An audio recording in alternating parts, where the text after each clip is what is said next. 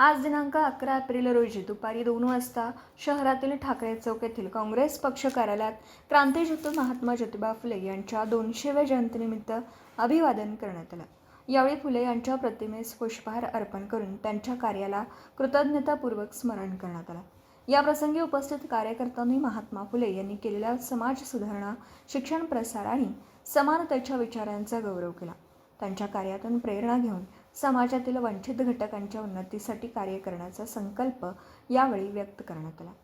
कार्यक्रमाला काँग्रेस पक्षाचे पदाधिकारी, कार्यकर्ते व नागरिक मोठ्या संख्येने उपस्थित होते।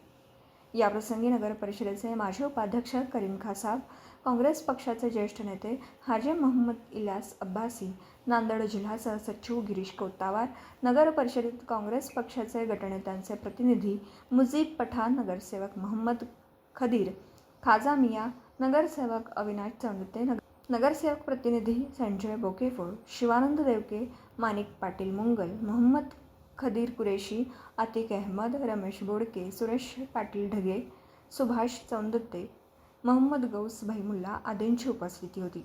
तालुका मुदखेड, जिल्हा नांदेडहून प्रतिनिधी आतिक अहमद। दिवसभरातील घडामोडींचा आढावा घेण्यासाठी पाहत रहा N24 मराठी न्यूज चॅनल।